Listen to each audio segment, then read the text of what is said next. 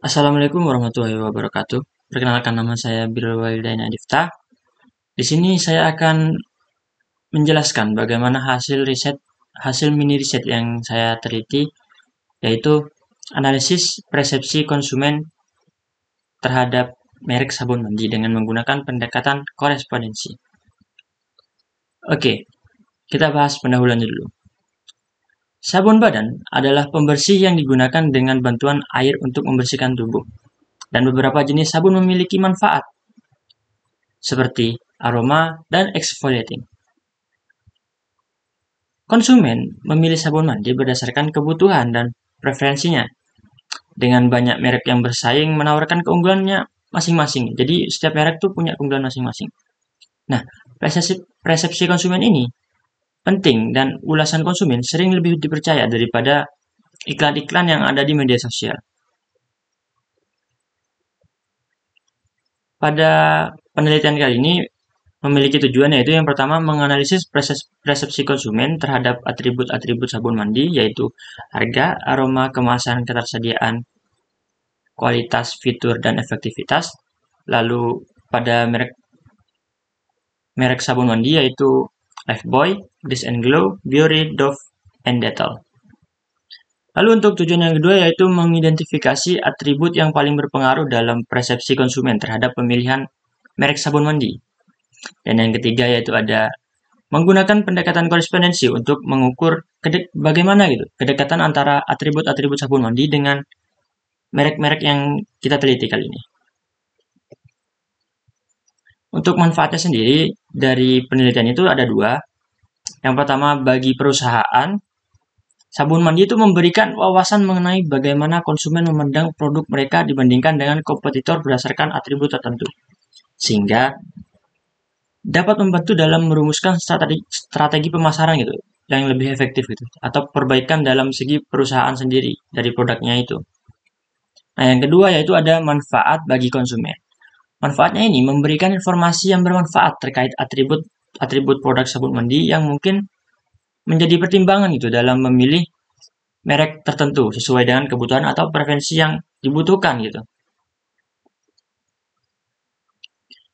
Untuk metodologi penelitian, yang pertama itu populasi sampel yang kami gunakan. Penelitian ini kami melaksanakan dengan bertuju atau targetnya itu mahasiswa Universitas Trunojoyo Madura sebagai populasi penelitian dengan mengambil sampel sebanyak 30 yang sebagian besar itu berasal dari prodi agribisnis. Nah, dari sampel tersebut kami gunakan dalam menganalisis persepsi konsumen terhadap merek sabun mandi ini menggunakan pendekatan korespondensi. Nah, penelitian ini setelah kami mengumpulkan datanya, kita melakukan analisisnya itu menggunakan software SPSS. Untuk softwarenya ya. Dan untuk pengumpulan datanya itu menggunakan bantuan dari Google Form itu sendiri. Dimana untuk pengisiannya itu nanti disebarkan gitu linknya kepada sampel-sampel tersebut. Nah, kuesioner ini berisi dengan beberapa atribut. Yang pertama, harga, aroma, kemasan, ketersediaan, kualitas, fitur, dan efektivitas, serta untuk merek sabunnya sendiri yaitu Lifebuoy, Grease and Glow, Biore, Dove, and Dettol. Nah, untuk cara atau teknik analisis datanya itu yang pertama kalian memerlukan membuat data mentah gitu dari hasil data yang diperoleh melalui kuesioner. Jadi dibuat data kontingensi seperti ini, tabel kontingensi menjadi rekapitulasi data seperti ini. Nah, lalu langkah selanjutnya kalian buka SPSS lalu kalian input gitu. Nah, sebelum kalian input, kalian perlu mengolah data ini tersebut menjadi seperti ini. Gimana caranya? Nah, untuk bagian data ini nanti kalian bisa kopas saja ke bawah gini, setiap baris ke bawah. Nah, untuk bagian 1, 1, 1, 2, 3 ini, kalian itu sesuaikan gitu dengan atributnya, atribut dan mereknya, atau sesuaikan dengan variabel X-nya gitu. Seperti data saya nih ya. Untuk atributnya kan ada 1, 2, 3, 4, 5, 6, 7. Nah, ada 7. Jadi kita di sini tuh nanti akan ada penulisan angka ini sampai 7 di bawah ini. Nah, untuk berdasarkan berapa setiap masing-masing atribut ini, atribut harga ini kan 1. Perumpamaan ya, harga ini 1, aroma ini 2, kemasan ini 3, dan seterusnya. Nah, untuk jumlah yang ada di sini tuh menyesuaikan dengan merek yang kita pilih. Misal, mereknya kita ada 5, jadi kita menuliskan dalam atribut 1 harga ini, kita menuliskan 5 untuk angka 1. Jadi 1, 2, 3, 4, 5. Jadi angka 1 ini ada 5, dan seterusnya. Seperti itu. Nah, setelah datanya diolah dan dimasukkan ke dalam SPSS seperti ini, kalian lanjut melakukan pembobotan data. Nah, langkah ini bisa dilakukan dengan menekan data yang ada di SPSS, ini opsi data, lalu pencet wet cache, dan masukkan untuk frekuensinya itu masukkan ke dalam. Dah. Sebelum itu kalian memerlukan pencet ini, wet cache by. Nah, soalnya nanti jika belum ditekan ini nggak bisa dipindah ke kanan gitu. Nah, langkah ini nih merupakan penyesuaian untuk memperbaiki bila ada terlalu banyak representatif gitu, karakter dalam data.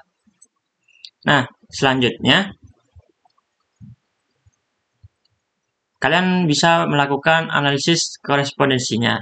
Yang pertama yaitu kalian bisa mengeklik tombol analyze, lalu memilih opsi lagi dimension reduction ini, lalu pilih yang bagian korespondensi analisis.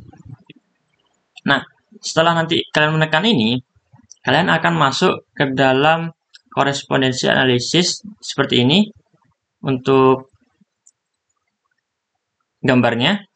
Nah, setelah gambar seperti ini, nanti kalian sesuaikan gitu. Atribut mana yang bagian, atribut mana.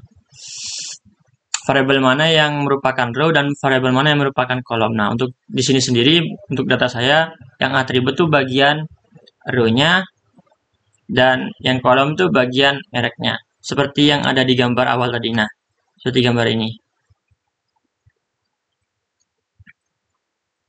Nah, setelah Anda memasukkan kedua variabel ini ke kanan, maka langkah selanjutnya yaitu Anda perlu pemberian range data gitu melalui define range ini. Jadi nanti atribut itu ada berapa, ditulis angka 1 dengan total atributnya sampai berapa. Kalau saya kan ada 7, 1 sampai 7, lalu tekan update. Nah, lakukan hal yang sama pada bagian kolom ini. Lalu untuk langkah selanjutnya, kalian bisa menekan model ini yang ada di bagian kanan atas nanti, yang ada di korespondensi analysis ini. Nah, itu kalian tekan. Lalu opsi Chi-square-nya ini dicentang gitu. Setelah itu tekan continue dan lanjut pada bagian statistik yang ada di bawah model tadi. Nah, untuk bagian statistiknya ini, kalian perlu mencentang bagian korespondensi tabel, overview of point, overview of column point, lalu ada row profile dan column profile. Lalu Anda tekan continue. Nah, setelah itu kalian lanjut pada bagian di bawahnya statistik lagi, yaitu opsi plot. Nah, pada opsi plot ini, kalian perlu mencentang bagian bplot, row point, column point, dan display all dimension in the solution. Setelah kalian centang semua ini, lalu tekan continue dan pada korespondensi analysis-nya tadi, Anda tekan OK. Nah, setelah Anda tekan OK, maka akan muncul datanya. Nah, untuk datanya sendiri itu ada 1, 2, 3, 4, 5, 6, 7. Nah, untuk datanya itu ada 7 yang akan kita bahas kali ini. Yang pertama itu ada di korespondensi tabel. Nah, tabel korespondensi ini menunjukkan tabel kontingensi dari sampel. Pada atribut harga dan merek Lifebuoy terdapat 18 responden. Nah, untuk merek Guess and Grow terdapat 2 responden. Jadi cara bacanya dari kiri ke kanan ini. Seperti itu. Dan seterusnya ya. Lalu pada atribut aroma ini, atribut aroma terdapat 3 responden untuk merek Lifebuoy-nya. Dan untuk merek Guess and Glow itu terdapat 14 responden. Hal tersebut tuh dapat disimpulkan bahwa responden itu memiliki produk dari Lifebuoy jika melihat dari segi harganya. Jadi orang-orang tuh lebih memilih Lifebuoy gitu untuk dari segi harganya. Nah, untuk dari segi aroma, orang-orang lebih memilih produk dari Guess and Glow ini. Nah, itu seterusnya bisa dilakukan seperti itulah untuk interpretasi. Selanjutnya untuk bagian hasil dan pembahasan. Pada output profile baris menunjukkan bagaimana distribusi kategori dalam baris tabel kontingensi terkait dengan kategori dalam kolom. Sedangkan pada output profile kolom menunjukkan bagaimana distribusi kategori dalam kolom terkait dengan kategori dalam baris. Setiap sel dalam profil kolom menunjukkan proporsi kategori kolom yang didistribusikan ke dalam kategori baris. Nah, misalnya nih ya, berapa banyak dari responden yang memilih harga pada merek Lifebuoy, yaitu sebesar 0,600 ini. Nah, untuk harga pada Guess and Glow itu yang memilih 0,067 dan seterusnya ini ya. Sedangkan pada bagian profil baris ini menunjukkan proporsi dari kategori baris yang berada dalam kategori kolom. Misalnya, kita dapat melihat dari proporsi merek Lifebuoy pada atribut harga ini. Nah, pada atribut harga ini, untuk kolom Lifebuoy-nya itu memiliki angka sebesar 0,429. Untuk aromanya sendiri itu memiliki angka 0,071 pada bagian produk Lifebuoy-nya ini. Dan ada bagian kemasan yang angkanya 0,048. Nah, dari hasil ini kita dapat mengetahui suatu atribut itu unggul pada merek yang mana. Dan kita dapat mengetahui pada suatu merek itu atribut apa saja yang unggul. Seperti atribut harga yang unggul pada merek Lifebuoy ini, harga yang unggul pada atribut merek Lifebuoy. Dan merek Lifebuoy ini memiliki atribut yang unggul mulai dari harga, ketersediaan, dan mungkin yang rada-rada unggul ini juga ya, fitur. Tapi yang lebih unggul tuh cuma 2 ini, harga dan ketersediaan, seperti itu. Nah, untuk pada bagian Guess and Glow ini ya, contoh lanjutannya. Pada bagian Guess and Glow itu yang unggul tuh ada di bagian kemasan ini. Di bagian kemasan tuh unggul di Guess and Glow untuk atribut kemasan. Sedangkan pada produk Guess and Glow itu kemasan itu masuk ke dalam keunggulan pertama juga. Lalu setelahnya ada aroma. Lanjut untuk pembahasan summary atau summary ya. Jika nilai accounted for lebih dari rata-rata atau 0,2, ini accounted for itu yang ini, maka dimensi tersebut digunakan dalam analisis. Dalam kasus ini, nilai accounted for-nya pada dimensi 1 sebesar 0,640 dan dimensi 2 sebesar 0,266. Sedangkan pada dimensi 3 ini, karena kurang dari 0,2, kita tidak menggunakannya. Jadi yang kita gunakan hanya nilai accounted for yang berada di atas 0,2. Jadi kita menggunakan dimension 1 dan dimension 2. Nah, dengan demikian, untuk dimensi pertamanya ini menjelaskan 64,0% inersia dan dimensi kedua menjelaskan 26,6% inersia. Nah, secara akumulatif, kedua dimensi ini menjelaskan 90,7% variasi data. Nah, hal ini dapat kita simpulkan bahwa sebagian besar hubungan antar kategori dijelaskan oleh dua dimensi ini, dan dua dimensi tersebut sudah cukup untuk memvisualisasikan hubungan antar kategorinya, karena angka atau nilai dari accounted for-nya itu yang sudah besar gitu dari gabungan dari kedua dimensi ini. Nah, lanjut untuk bagian overview row point dan kolom.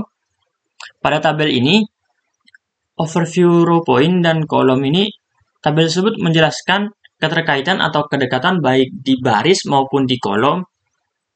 Dari nilai kedekatan variabel dapat dilihat dari nilai contribution of point dari nilai ini.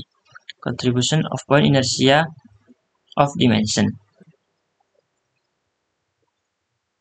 Nah, nilai tersebut menunjukkan seberapa kontribusi kategori baris terhadap total variansi dalam setiap dimensi, atau kolom juga sama.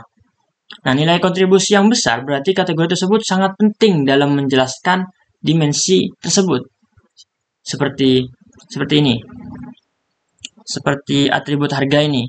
Nah, dalam contribution of point inertia dimension ini, dia tuh lebih besar di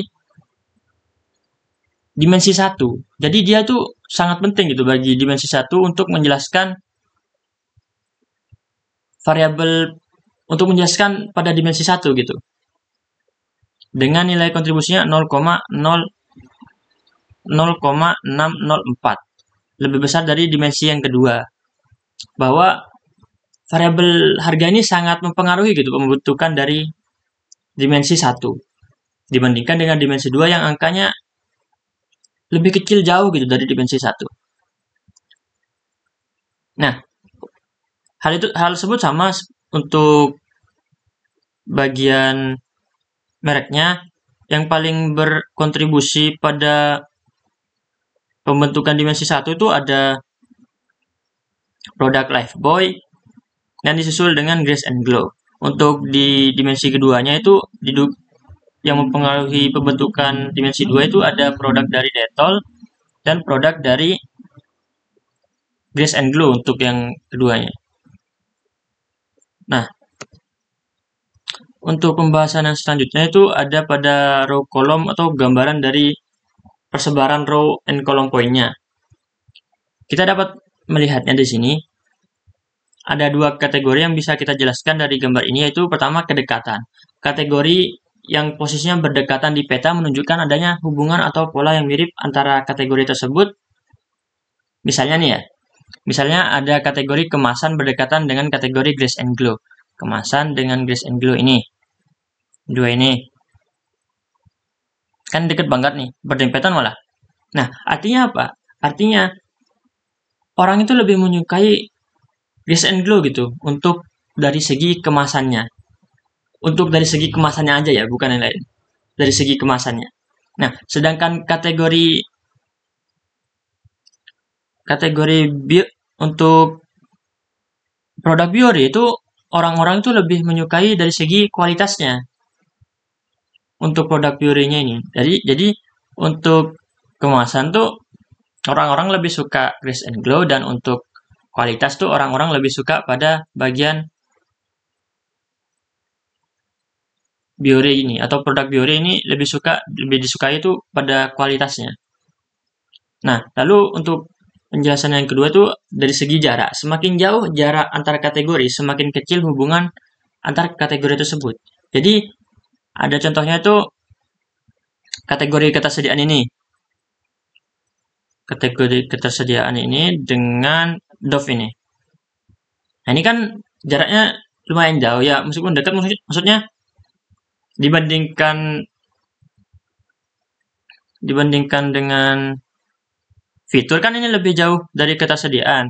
Maka artinya sabun dengan merek Dove ini jarang gitu tersedia atau ketersediaannya tuh minim.